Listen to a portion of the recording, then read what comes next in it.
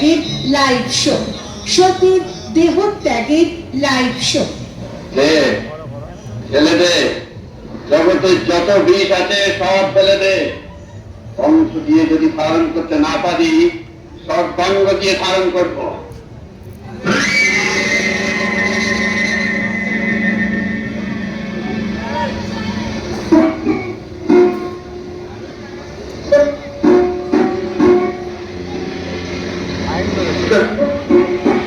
আমি বিদ্যালয়ে যাচ্ছি। বিদ্যালয়ে? হ্যাঁ, সব লোকজন আমার ছেলে ফেলেছে।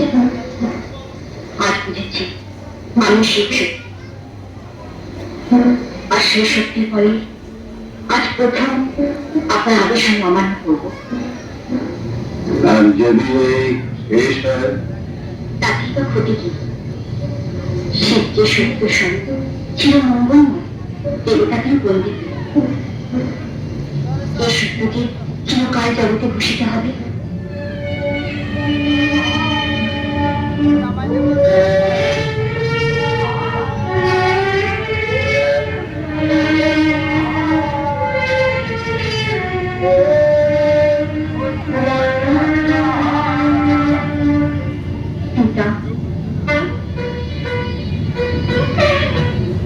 আমি যে অনেক আশা নিয়ে ছুটে এসেছি পিতা।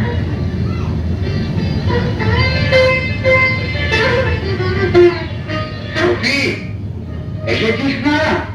আমি ছাড়া আর কি আসবে? কি আপনাকে এই অশাস্ত্রীয় যোগ্য থেকে নিবারণ করবে?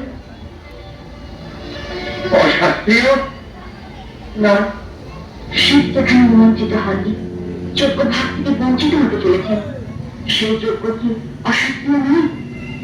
ভাগ বেদজ্ঞ ঋষির যোগ্য ভাগ চাইতে অনার্য ভিখিরি।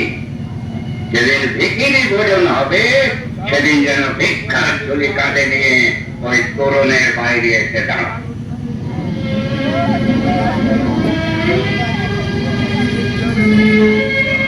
আপনি ব্রহ্মবিদ পিতা, কেন সত্যটাকে এখানে অস্বীকার করতে চাইছেন? কোনটা সত্য আর কোনটা মিথ্যা তার কতটুকু জানো তুমি? জানি শুধু সত্য, শিব, সুন্দর, যা শিব তাই সত্য, তাই সুন্দর। শিব মিথ্যার আপন, মূর্তিমান শয়তান। না না সে বন্ধ, সদাচার, পিছা। পিতা, বন্ধ করুন। আপনাকে অনুমতি করছি।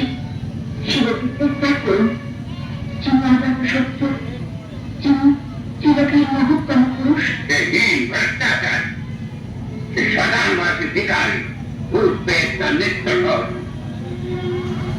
গল্পে অল্প আছে, এখনো সময় আছে। অহংকার ত্যাগ করুন পিতা, হয়ে যাবেন। তিনি রুদ্র, তিনি মহাপৌজাপ্রিয়, তার চরণে নির্মাল্য ধারণ।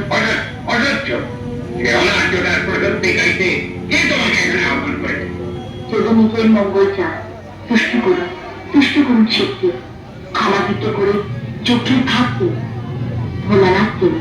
হয়তো আপনার সব অপরাধ ভুলে গিয়ে যেদিন তুমি এর ভিখিরিটার গলায় মালা দিয়েছিস সেদিন তোকে আমি ত্যাগ করেছি। শিবের মতো ঘৃণ্য, অসুচি তুই আমার সামনে থেকে।